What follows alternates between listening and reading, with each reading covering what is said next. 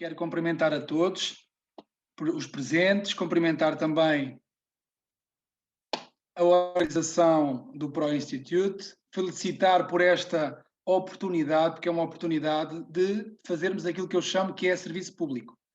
Isto é fundamental. Nós vamos aqui falar de saúde, vamos falar de saúde pública, vamos falar de promoção da saúde e, mais do que nunca, se tem falado muito de saúde.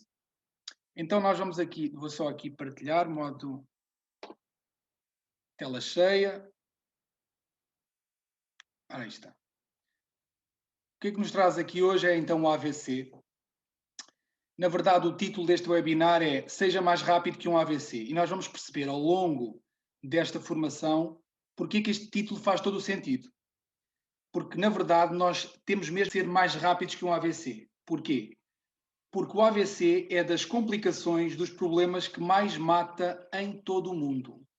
Não só em Portugal, mas em todo o mundo. Se eu contar até 100, entretanto, eu estou aqui a falar e já vai morrer outra pessoa, passado 6 segundos, vítima de AVC. Mais, por cada segundo que passa, há uma pessoa em todo o mundo que sofre um AVC. Agora, isto a nível mundial, reportando no nosso país, a Portugal, a cada 3 horas há uma pessoa que sofre um AVC. Isto dá em média 20 a 25 mil pessoas anualmente, em média, que têm um AVC. Portanto, não estamos aqui a falar de um problema banal, estamos a falar de um problema que acontece com muita frequência. Destas pessoas, 15%, só para vocês entenderem os dados reais do drama, porque isto é um drama, 15% destas pessoas morre. 40% fica dependente para o resto da vida de outra pessoa. E 70% fica com algum tipo de mazelas. Portanto, é algo importante demais para nós colocarmos de parte. Só em termos comparativos fala-se muito do Covid-19, por razões óbvias, mas só em termos comparativos para vocês entenderem a gravidade do que nos traz aqui hoje. É que o AVC consegue matar muito mais do que o Covid-19. Portanto, é realmente um problema de saúde pública. Agora, os conteúdos que nós vamos aqui abordar, claro que para falarmos da AVC nós poderíamos falar de imensas temáticas dentro do AVC, mas nós não temos muito tempo para isso. Vai ser só apenas um enquadramento geral daquilo que é o AVC. Vou fazer apenas uma pequena introdução, vou falar do que é o AVC, os tipos de AVC, porque as pessoas pensam e associam, quando ouvem falar de AVC, a primeira coisa que vem à cabeça das pessoas é a trombose. Mas vamos ver que nem todos os AVCs são tromboses.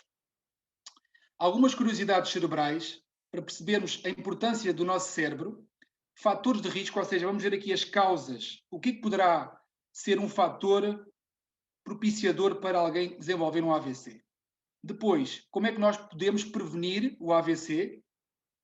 Não menos importante é como identificar o AVC, ou seja, sinais e sintomas que nós temos de estar bem alerta para perceber, para depois sabermos agir perante uma situação de AVC.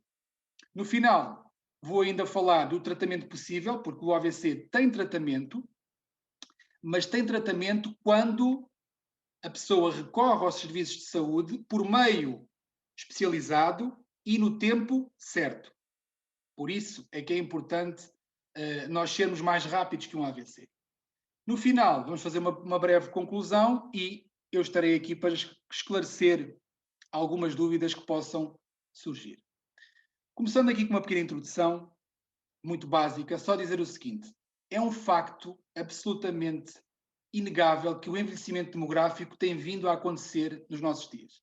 E com o envelhecimento demográfico, as doenças crónicas têm vindo a aparecer de uma forma cada vez mais acentuada. E quando nós falamos de doenças crónicas, nós temos que falar das doenças cardiovasculares.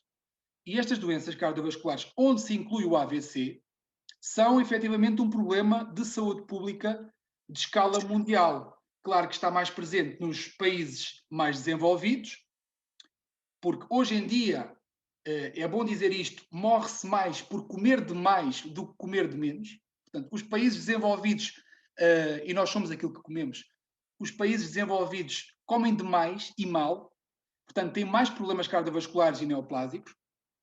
Por isso é que é importante nós adotarmos estilos de vida saudáveis, onde se inclui a alimentação, a prática da atividade física, a busca ou a procura dos serviços de saúde. Por isso é que é importante, de vez em quando, irmos ao médico de família, fazer aquele check-up geral. É importante. Da mesma forma que nós fazemos ao carro as revisões, é importante nós, seres humanos, também fazermos uma revisão geral. E depois, não menos importante, ou eu diria mesmo extremamente importante, é a população em geral ter o conhecimento sobre prevenção, identificação e ação perante um AVC. Atenção que eu estou a falar de conhecimento, eu não estou a falar de informação. Porque há muitas pessoas que têm informações e às vezes informações erradas sobre o que é que se deve fazer e como se deve fazer. Porquê? Porque vão buscar a fontes que eu chamo de fontes contaminadas. São fontes que não estão por dentro daquilo que realmente se faz de melhor a nível mundial sobre o AVC.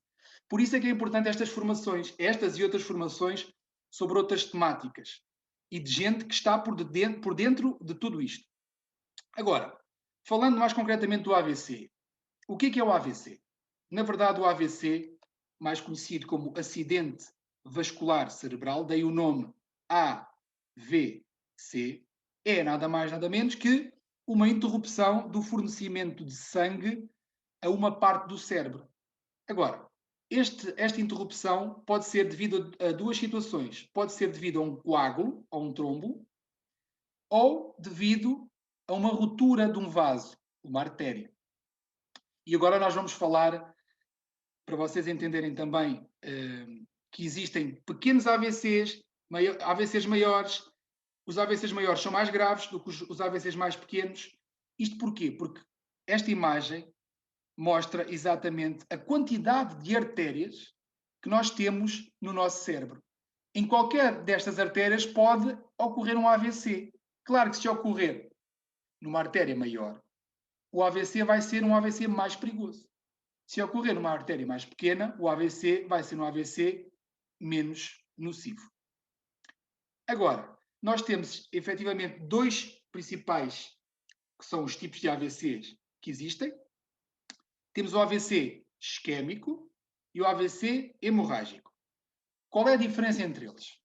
O AVC isquémico, ou no AVC isquémico, há a formação de um trombo ou coágulo, é a mesma coisa. Dizer trombo ou coágulo é a mesma coisa. Agora, no AVC hemorrágico, há uma ruptura de uma artéria cerebral. Claro que é mais grave, neste caso, o AVC hemorrágico. É mais grave porquê? Porque mata mais. 70% a 80% dos AVCs hemorrágicos são fatais. Mas há uma curiosidade que é importante, é que 85% dos AVCs, felizmente, são isquémicos. 85% são isquémicos, apenas 15% são hemorrágicos, que, volto a dizer, são mais letais, são mais fatais. Agora, dentro dos AVCs isquémicos, onde há a formação do chamado trombo, e atenção que este trombo pode ser devido a vários fatores, nós já vamos ver, mas é essencialmente placas de gordura. Placas de gordura calcinadas que provocam um estreitamento ou um bloqueio da artéria e que faz com que não haja aporte de sangue, que o sangue não chegue no cérebro, e se não chega sangue ao cérebro, morrem as células circundantes. E é isto que nós chamamos infarto. É verdade. Um AVC isquémico também se chama de infarto cerebral. As pessoas normalmente pensam que infarto só dá no coração. Não. O infarto do coração chama-se infarto agudo do miocárdio. Mas um AVC isquémico é um infarto cerebral. Mas nós podemos ter infarto em qualquer parte do corpo. Infarto significa morte de células. Eu posso ter um infarto no dedo mindinho.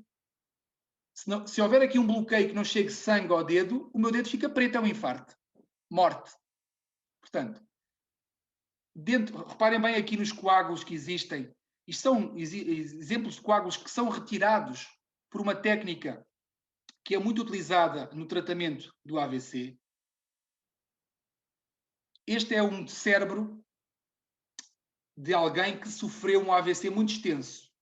Por que eu coloquei aqui esta imagem? Esta imagem exemplifica muito bem aquilo que o AVC provoca no cérebro. É como se eu chegasse com um apagador e apagasse literalmente partes do cérebro. Porque é isso mesmo que acontece. É que o cérebro vai sendo apagado aos poucos e poucos.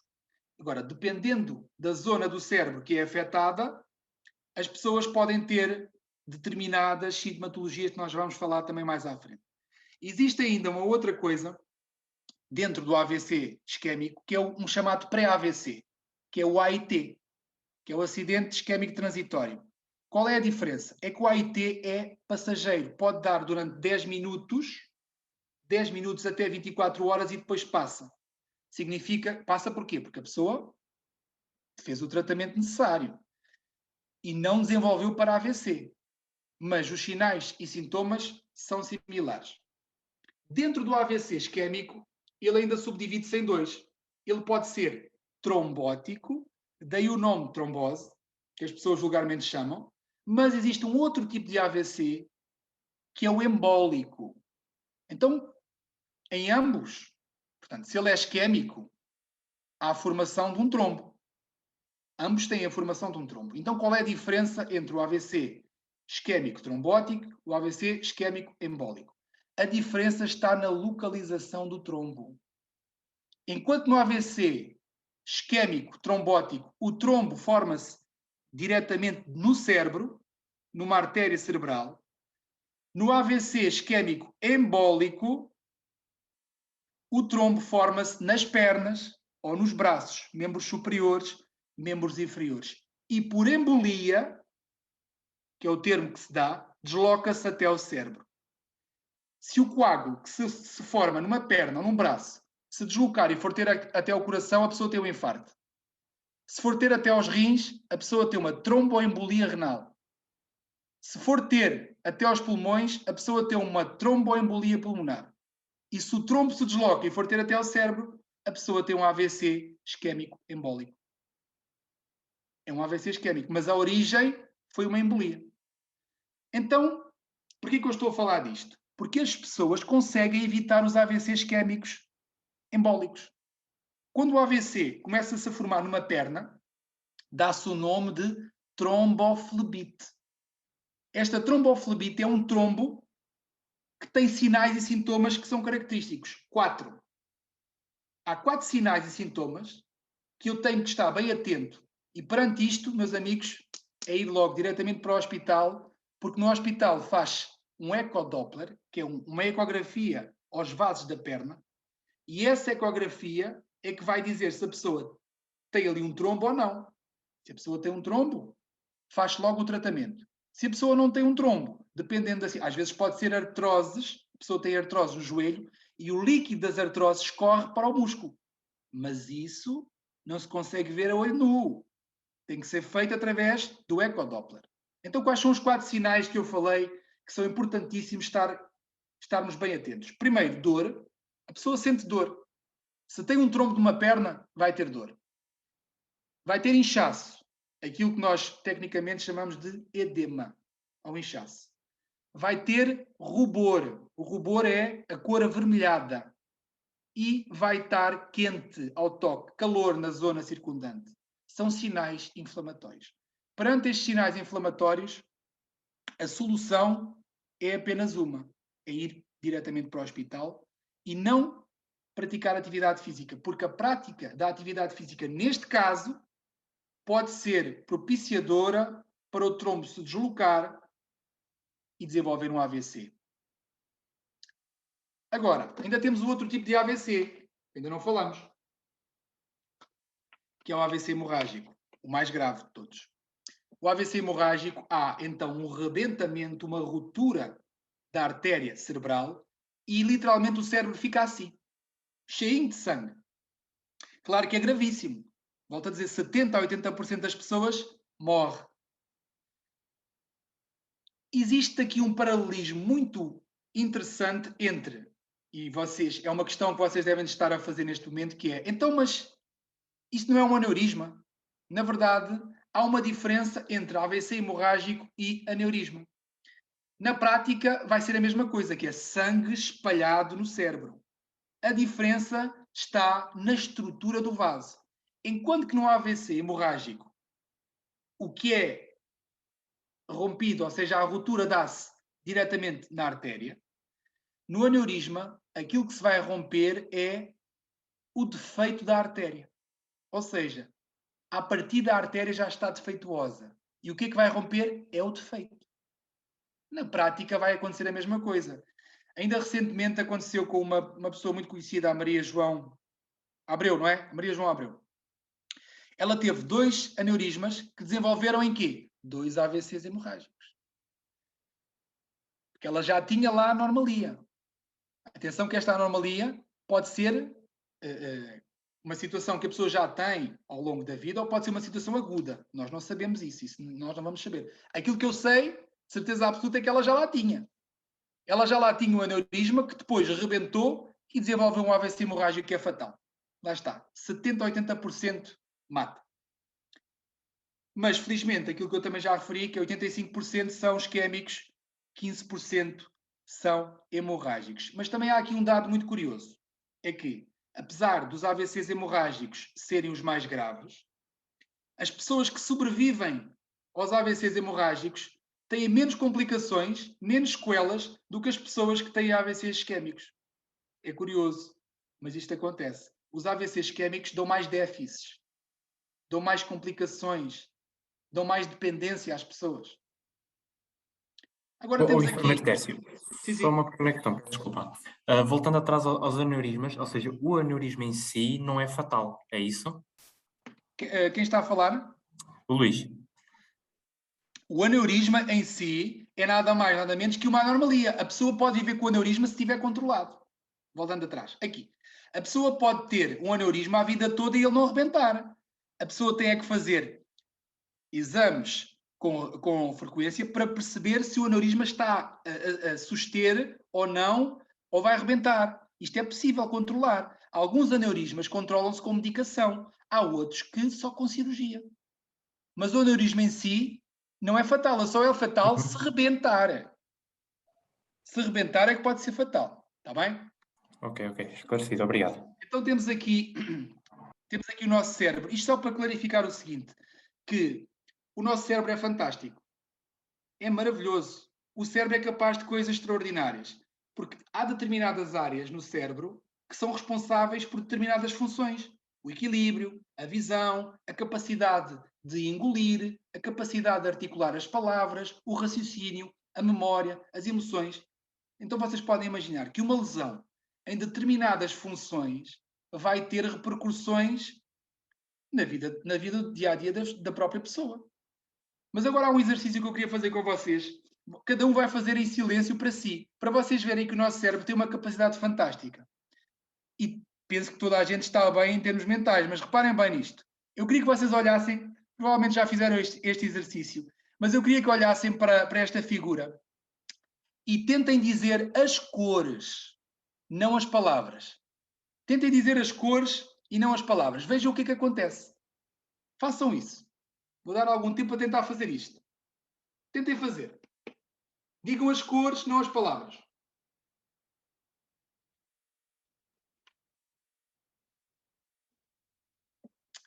É complicado. É aquilo que nós chamamos o conflito. Há um conflito cerebral entre a parte direita do vosso cérebro e a parte esquerda. A parte direita está ligada à imaginação, à criatividade, e a parte esquerda está ligada ao pensamento lógico, ao raciocínio. Então, a parte direita quer dizer a cor, a parte esquerda insiste em dizer a palavra. Então, há um conflito. Reparem bem aqui nesta imagem. Se olharem para aqui, para esta ponta, para a ponta direita dos paus, vocês veem 3. Mas se olharem para a ponta esquerda, já veem 4. Isto é o vosso cérebro a funcionar. Aqui também vem, olhando para esta figura, conseguem ver 2 imagens. Conseguem ver uma idosa ou uma jovem. Isto é fantástico. Aqui, igualmente, vocês olhando, conseguem ver 2 idosos, ou então, se prestarem muita atenção, conseguem ver alguém com um vaso na cabeça e alguém a tocar uma guitarra. E outros pormenores. Aqui, é possível ver o quê? É possível ver caravelas ou um aqueduto. Ainda aqui, desculpa. Isto só para dizer o seguinte, que o nosso cérebro, em condições normais, já de si, já tem situações de conflito. Imaginem alguém com um AVC. Portanto, alguém que está a ter um AVC é alguém que de si já está a ter complicações que vão trazer repercussões nas emoções, no raciocínio, na memória. É algo muito complexo. Mas é importante nós também conhecermos o quê? Os fatores de risco. O que é que poderá ser propiciador da pessoa vir a desenvolver um AVC? O que é que poderá ser a causa dos AVCs? E nós sabemos que a idade, apesar do AVC, atenção, é importante dizer isto, o AVC ocorre em qualquer idade. Há crianças que podem ter AVCs. É raro? É, mas pode acontecer. É importante nós esclarecermos isto. Agora, é mais comum os AVCs ocorrerem em pessoas mais idosas. A partir dos 65 anos é mais comum, 60, 65 anos, as pessoas virem a desenvolver um AVC. Portanto, é um fator de risco. Nós não podemos negar isso. Outro fator de risco são os fatores genéticos. Ou seja, poderá haver uma tendência familiar para as pessoas virem a ter problemas cardiovasculares, naturalmente na família.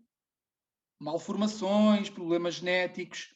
Aquilo também que se sabe é que pessoas de raça negra são pessoas que também estão mais suscetíveis a vir a desenvolver AVCs relativamente a outras raças. Outro fator de risco é a obesidade, sem dúvida alguma. A obesidade porquê? Porque um coração obeso, é um coração envolvido em gordura. Está envolto em gordura. Logo, o coração tem que trabalhar com mais esforço para fazer as funções normalmente que ele já fazia. Claro que isto, a longo prazo, vai aumentar a tensão arterial e pode ser um fator de risco para a pessoa vir a desenvolver o AVC. Outro fator é o sedentarismo.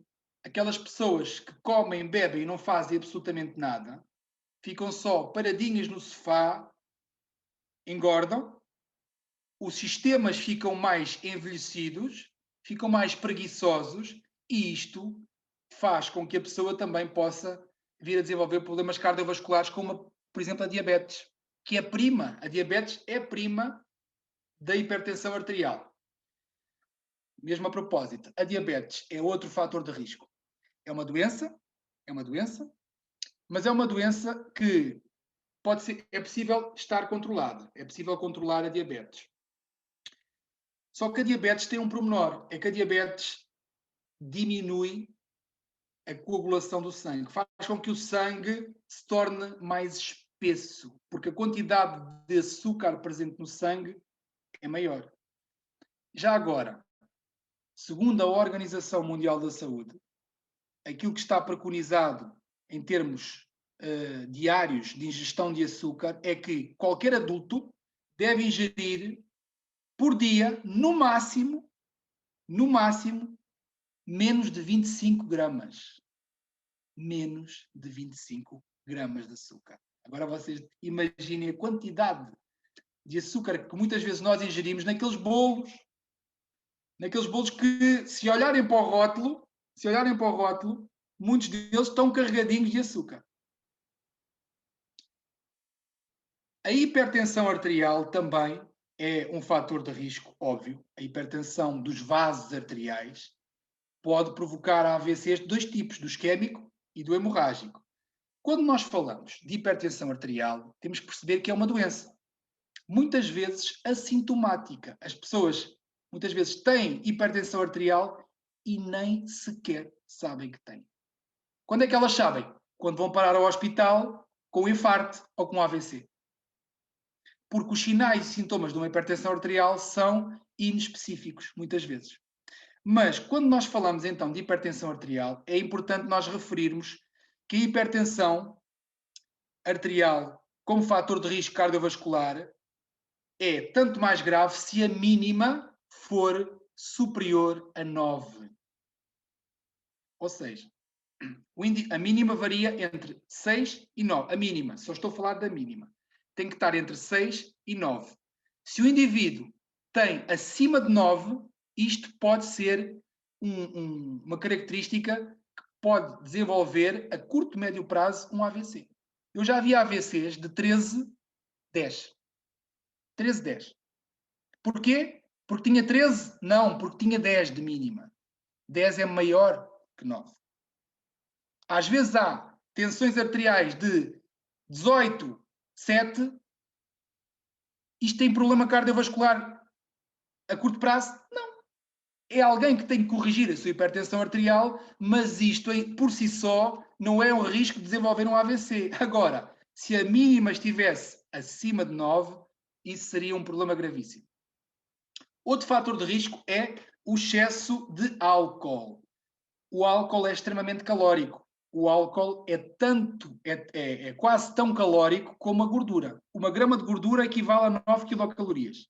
1 grama de álcool equivale a 7 quilocalorias. É quase tão calórico como as gorduras. Logo, o álcool a quantidade de álcool que nós ingerimos tem de ser ponderada. Aquilo que a Organização Mundial da Saúde preconiza é que um adulto do sexo masculino deve ingerir menos de 30 gramas de álcool por dia e as senhoras menos de 15 gramas de álcool por dia. E vocês poderão estar a perguntar, está bem, mas o que é que isso na prática significa? Então eu vou dizer. Quem gosta de beber vinho, os homens não devem ingerir mais de 2 copos de 200 mililitros, 100 a 200 mililitros de vinho. Chega, para o dia. As mulheres, metade, 1. Quando nós falamos de cerveja, se for uma cerveja de 33 centilitros, os homens devem ingerir no máximo 2. As senhoras 1. Agora imaginam os abusos. Imaginam os abusos que não vão, sobretudo na época de jogos, não é? Joguinhos em frente da televisora, comer uns salgadinhos e a beber umas cervejas. Vejam. Continuando. Má alimentação. Aqui a má alimentação também é um fator de risco. E quando nós falamos de má alimentação, falamos de abuso de gorduras sobretudo saturadas. O que é que são gorduras saturadas? São aquelas que são sólidas à temperatura ambiente. As manteigas, as banhas, as gorduras das carnes. As gorduras mais saudáveis são aquelas que são líquidas. Mas dentro das líquidas, as melhores de todas são as poliinsaturadas, o azeite, ou as gorduras ómegas. São as melhores gorduras. Portanto, tudo o que seja fast food é de evitar. Porque essas gorduras são gorduras trans, são transformadas. Ainda são piores do que as saturadas. Deve-se evitar completamente.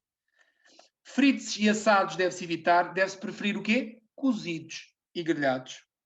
Outra dica que nós costumamos dar é, aliás, é o que também está preconizado pela Direção-Geral da Saúde, é que se nós pudéssemos ingerir cerca de 400 gramas de produtos fruto-hortícolas por dia, 400 gramas são 2 mãos abertas de vegetais e frutos.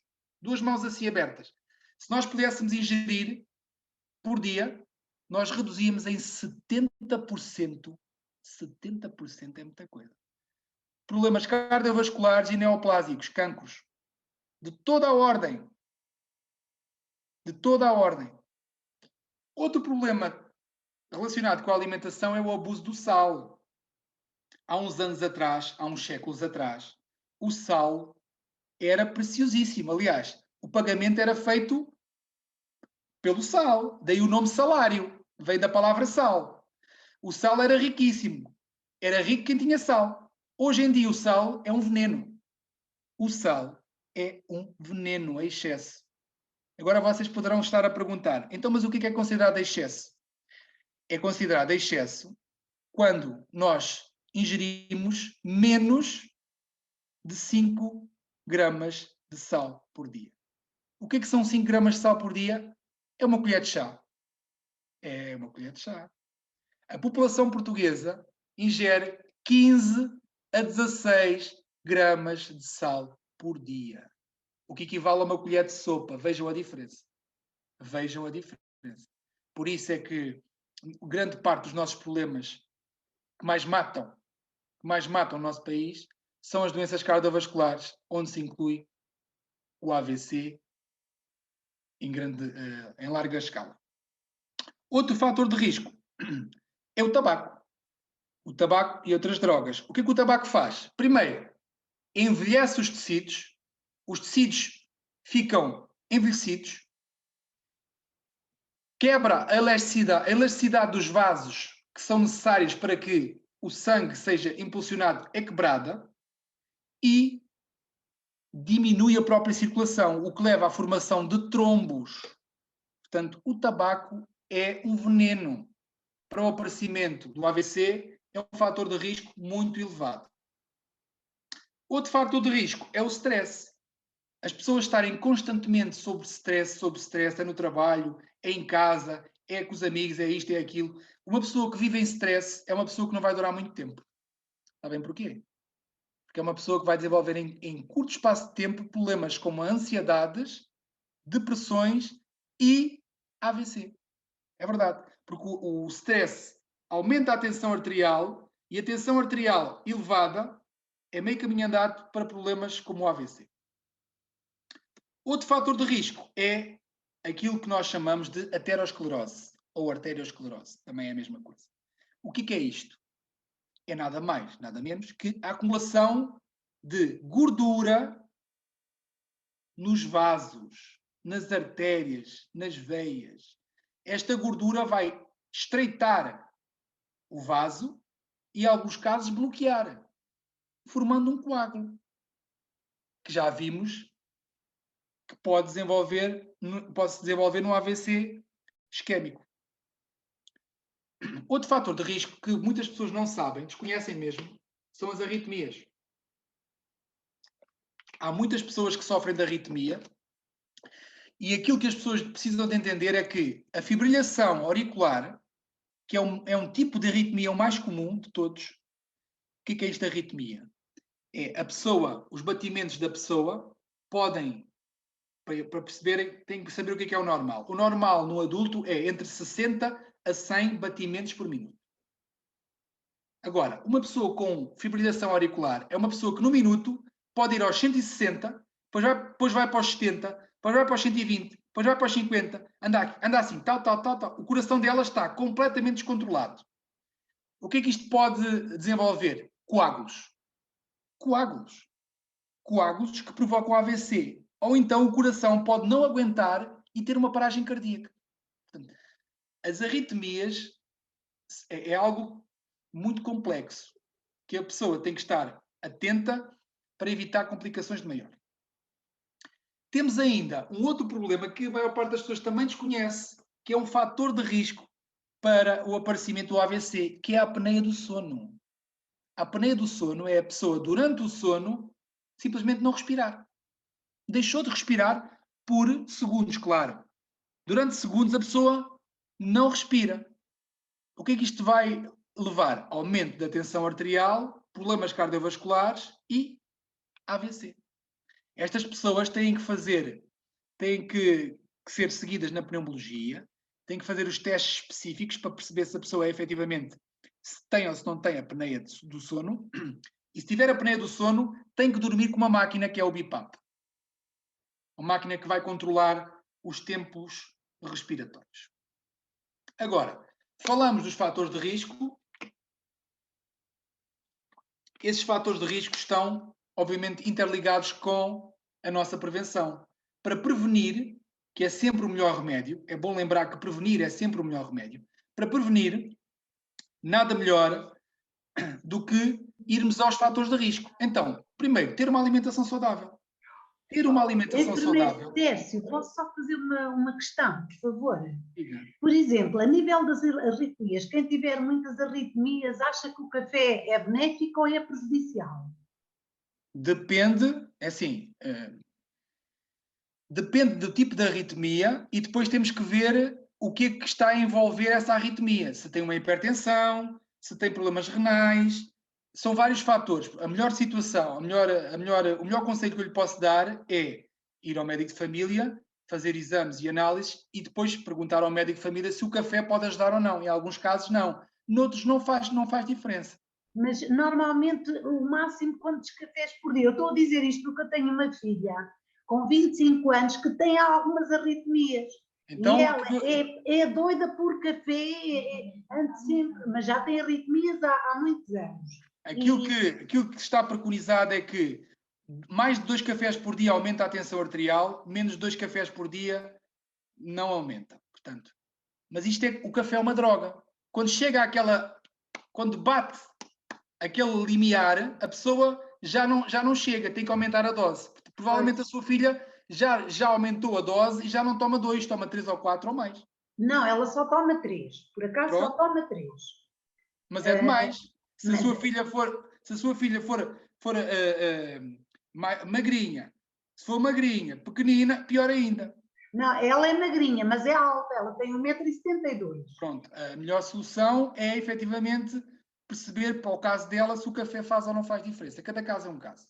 Pois, exato. E depois ela tem a mania que fica mais fraco, vê, por exemplo, a dose de uma cápsula de café numa chávena grande. Isso é um engano, não é? Porque acaba por estar mais diluído, mas se calhar é mais café. Não, a dose é maior.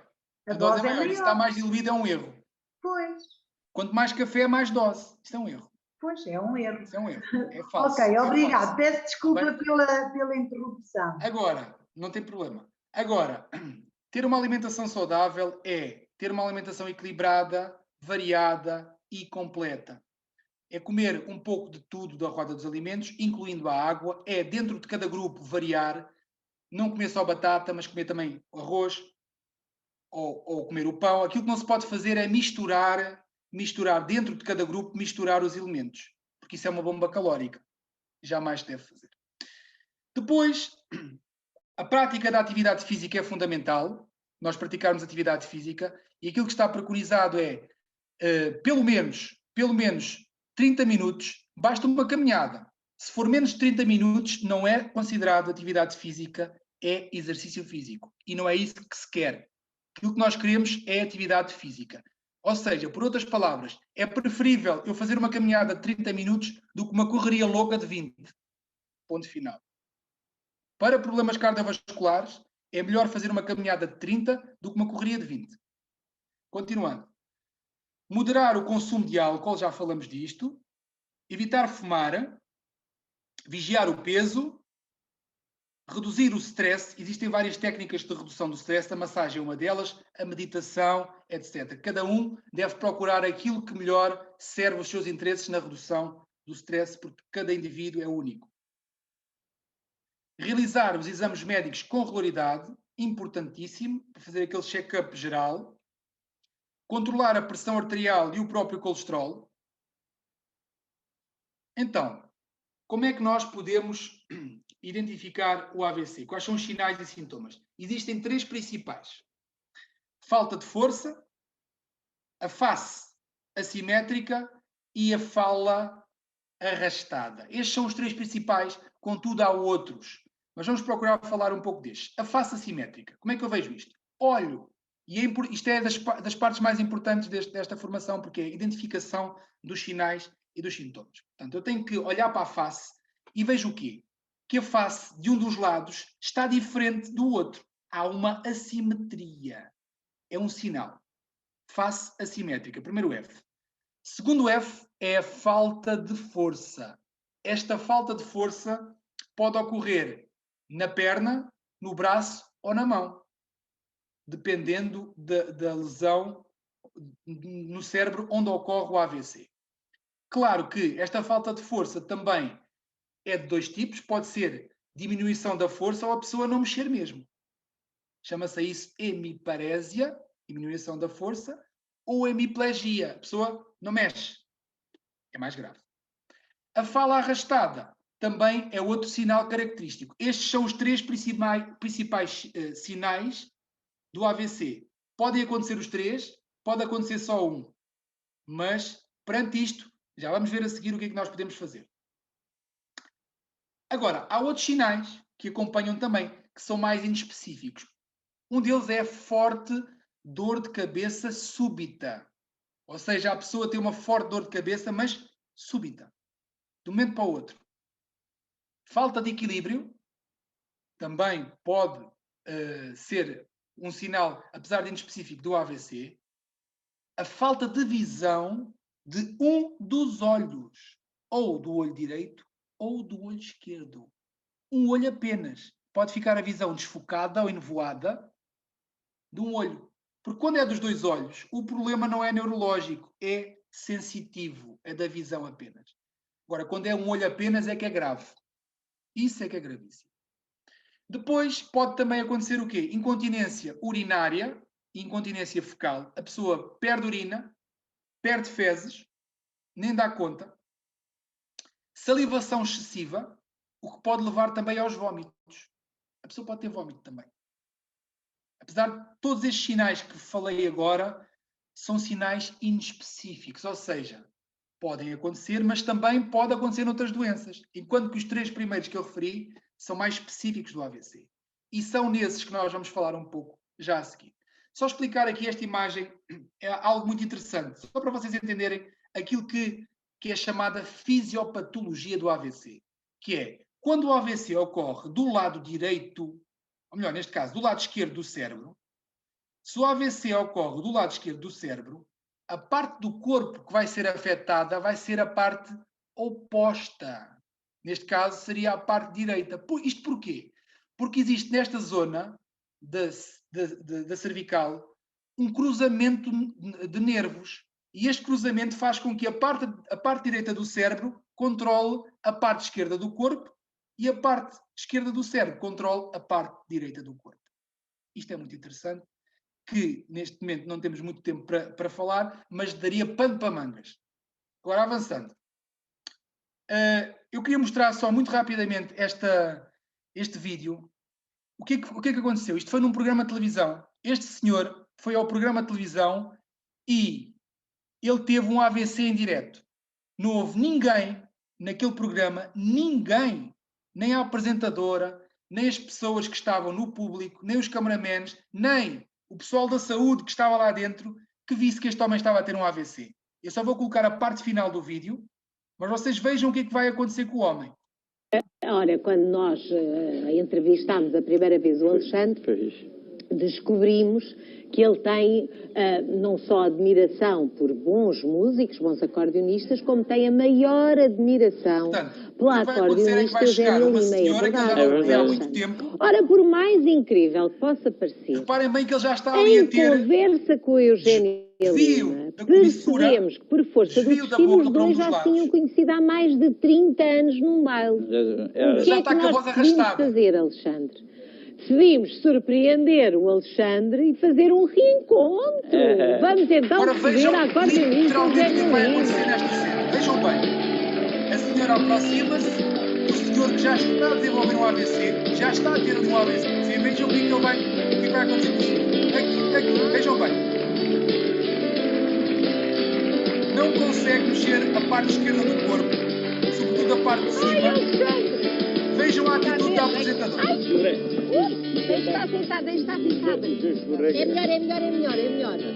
Este chão... Está a dizer que o problema é do chão. É um bocadinho traiçoeiro. Olha o que é que o público faz. É que isto com a emoção vai o espelho da sociedade que o Alexandre ficou um bocadinho... O homem está a ter um AVC e a ignorância dá para rir. Pronto, isso é que é preciso. Agora até fica melhor. Agora fica melhor com a Eugénia Lima do seu lado. Vejam o que é que vai acontecer com o braço. Eugénia, faça favor que a senhora também tem que estar sossegadinha. Vamos lá ver. Está ali embaixo. Nuno, vamos chegar aqui o Alexandre um bocadinho, está tudo bem? Pronto, já posso sentar então. Vejam o que é que a apresentadora vai dizer. 20 anos. Eu estava a fazer confusão, desculpe lá que eu tenho que ver isto tudo direito. Está-me a fazer confusão o seu braço, está-me a fazer confusão o seu braço, está para baixo. Então vai endireitar o braço e continua o programa. Como se nada fosse. Vou pô-lo aqui para ficar bem iluminado, já estava fora do sítio. O homem a desenvolver ali um AVC. Pronto, casa arrumada. Pronto, isto só para vocês perceberem que a ignorância, ela ocorre quando não há conhecimento. E não é preciso ter dinheirinho para ser-se mais ou menos.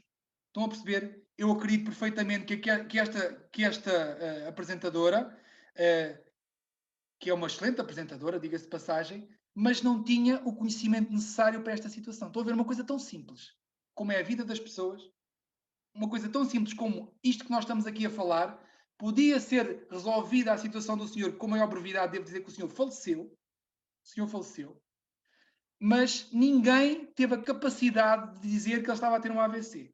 Mas vamos continuar. Nós, na nossa associação, que eu faço parte da Associação Portuguesa da AVC, que é uma associação de âmbito nacional, com sede em Leiria. Nós desenvolvemos um acrónimo que é o SAF, para ensinar as pessoas a agir, a atuar perante um AVC. Portanto, perante um AVC, o que é que nós podemos fazer? Esta associação, só dizer o seguinte, esta é uma associação sem fins lucrativos. Nós fazemos rastreios cardiovasculares às pessoas de forma gratuita. Em Leiria fazemos no segundo domingo do mês, mas na Batalha fazemos no primeiro, em Orem fazemos no terceiro domingo do mês e em Pombal fazemos no quarto domingo do mês. Depois, no final, se tiverem dúvidas, eu esclareço melhor a atividade da associação, só para não estarmos a perder tempo. Mas, então, perante um AVC, perante aqueles sinais e sintomas, o que é que nós podemos fazer? Primeiro, perante a face assimétrica, eu peço para a pessoa sorrir. Sorrir. E vejo, a pessoa sorri. E um dos lados consegue sorrir, o outro não consegue. Então está aqui o quê? Uma assimetria. É uma característica. A seguir, falta de força. Como é que eu posso avaliar a falta de força? Peço para a pessoa abraçar. Dá-me um abraço. E a pessoa consegue abraçar de um lado, do outro lado não consegue abraçar. Ou então posso pedir para a pessoa apertar as minhas mãos ao mesmo tempo. Um lado aperta, o outro lado não aperta. Significa isto o quê? Falta de força, sinal característico de AVC. Temos ainda o terceiro F, que é a fala arrastada. A pessoa está a falar e de repente não está a perceber nada que está a dizer.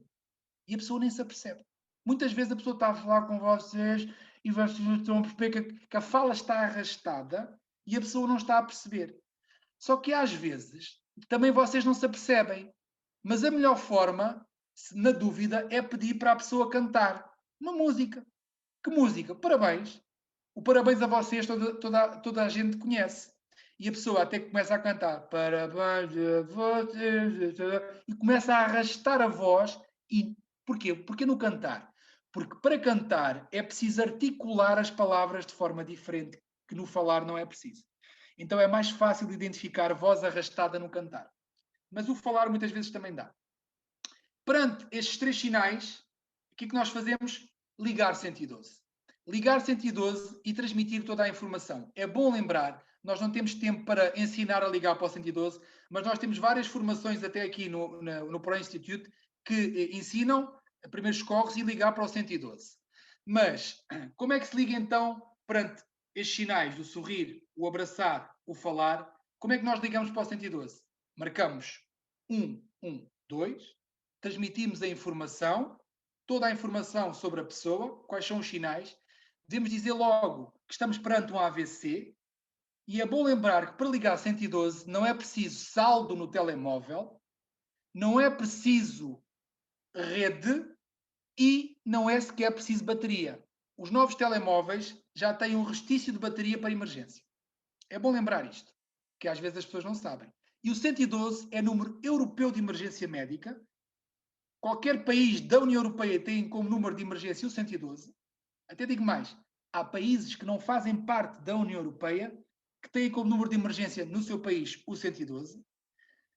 Estados Unidos da América, o número é o 911, mas se vocês estiverem nos Estados Unidos e se ligarem o 112, a chamada é automaticamente reencaminhada para o 911. Aqui em Portugal, se ligarem o 911, a chamada é reencaminhada para o 112. É só para esclarecer estes assuntos que às vezes são importantes. Porquê que é importante nós ligarmos para o 112 e não levarmos a pessoa no nosso carro? Às vezes há uma tendência de, o paizinho está a ter um AVC, eu vou agarrar nele e vou já embora. Erro. Erro que pode ser fatal. Porquê? Porque quando a pessoa vai através do 112, da ambulância do INEM, o hospital é avisado, o hospital está ao corrente da situação, está preparado para receber a vítima e nós vamos ver que quanto mais cedo começar o tratamento, mais chances nós temos de recuperar a vida de alguém. O hospital está avisado e é um hospital capacitado. Mas rapidamente só perceber o seguinte, nós temos que ver se há condições de segurança ou não, vigiar a consciência da vítima. Se a vítima estiver consciente perante aqueles sinais que nós já vimos e perante aqueles sintomas, se a vítima está consciente, eu devo deitar a pessoa. Deitar a pessoa e levantar ligeiramente a cabeça. Deitar porquê? Porquê que deve-se deitar e não sentar? Porque isto já houve mudanças. Antigamente sentava-se, agora deita-se. Porque ao deitar, ajuda a circulação sanguínea e não diminui a tensão arterial. Neste caso, aquilo que nós não queremos é diminuir muito a tensão arterial.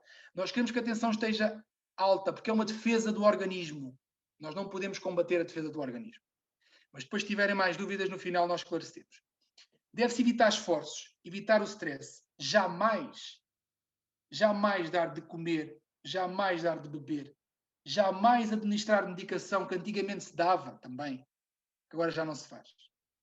Isto se a vítima está consciente. Mas se a vítima estiver inconsciente, eu falo para ela, estás-me a ouvir? Sentes-te bem? Ela não responde. Está inconsciente. Então o que é que eu faço? Tenho que fazer uma coisa que se chama ver, ouvir e sentir. O voz. Nesta posição, tenho que ver se o tórax da vítima expande e deprime. Ver. Tenho que ouvir os ruídos respiratórios, porque quando nós respiramos, o ar que sai ouve-se. E tenho que sentir o ar na minha face. Durante 10 segundos, vou ver, ouvir e sentir.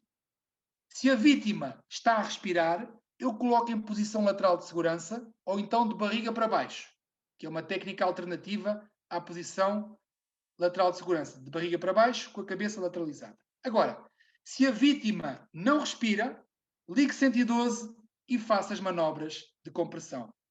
30 compressões para 2 insuflações, ao ritmo de 100 a 120 por minuto e a depressão do tórax entre 5 a 6 centímetros.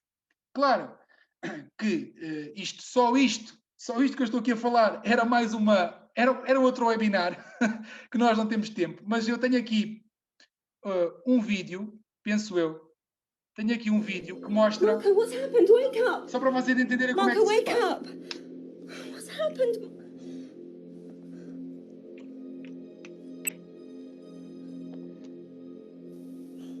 Ela está a ver, ouvir e sentir.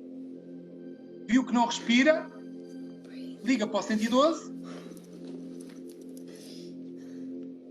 Neste caso, na terra dela, 999. Mas 112. E o que é que vai fazer a seguir? Compressões. Mas aqui é um caso particular de uma vítima que não respira. É bom esclarecer que a maior parte das pessoas que têm um AVC estão conscientes. É raro a inconsciência, está bem? É raro, volto a dizer, é raro a inconsciência no AVC. A inconsciência no AVC ocorre quando a pessoa está muito tempo sem procurar ajuda. Porque por cada minuto de atraso, perde-se muito cérebro. Sabiam? Há um dado muito curioso. Por um minuto apenas, perde-se cérebro que nunca mais se recupera. 1 minuto leva à perda de 1,9 milhões de neurónios. 1 minuto leva à perda de 1,9 milhões de neurónios. Equivale a 12 quilómetros de fibras nervosas. 12 quilómetros. 1 minuto. Agora, se nós demorarmos 1 hora a chegar ao hospital, depois dos sinais e sintomas começarem, nós conseguimos recuperar 1 em 2 doentes. 50%. Recuperar totalmente, sem lesões. Se demorarmos 3 horas, conseguimos recuperar só 1 em 3 ou 4 doentes. Se demorarmos 4 horas a chegar ao hospital, recuperamos 1 em 10. 1 em 10. E se demorarmos 6 horas, pouco ou nada se pode fazer. Há tratamento? Há, mas o tratamento tem que ser feito quanto mais cedo melhor. Por isso é que existe a Via Verde AVC, que através da ambulância do INEM, chega-se rapidamente ao hospital de referência, faz o tratamento necessário, logo para a sala de emergência, logo. E faz o tratamento necessário e combate-se o AVC. Que tratamento é esse? Há 2 principais tipos de tratamento. O tratamento de eleição é a fibrinólise, que é a administração na veia daquilo que nós chamamos o fibrinolítico, que vai desfazer o coágulo. Mas isto só tem tempo de atuação no máximo de 4 horas e meia. Se passar as 4 horas e meia, depois dos sinais e sintomas, já é muito difícil. Temos uma outra técnica que mais recentemente tem vindo a ser adotada desde 2016 em Portugal, que se adota, que é a trombectomia. A trombectomia é, através da virilha, através da axila ou através da jugular, puxar o coágulo. Só que isto não é possível em todas as zonas. Por isso é que a fibrinólise é o tratamento de eleição para o AVC. Para terminar, dizer só o seguinte. Estamos mesmo a terminar. Dizer só isto, que nós devemos efetivamente ser os mais rápidos com o AVC. Esta frase não é por acaso. Seja a diferença, faz a diferença. A diferença que faz toda a diferença está no conhecimento. É muito importante nós entendermos que o conhecimento que eu tenho ou que eu não tenho, pode ser a diferença entre a vida e a morte. Pode ser a diferença entre a dependência para o resto da vida ou a independência. Só depende de nós. Portanto, conhecimento é poder. Esta imagem é fantástica. Eu gosto muito desta imagem. Esta imagem é fantástica, que mostra este indivíduo que está aflitíssimo por água, escolheu a tabuleta errada. Porquê? Porque ele não tem conhecimento suficiente que H2O é água, que está a 500 metros. E ele percorre 9 km, se calhar não chega lá e morre. Portanto, quanto mais nós soubermos, melhor são as nossas decisões, que muitas dessas decisões é para a vida toda. Espero que tenham gostado.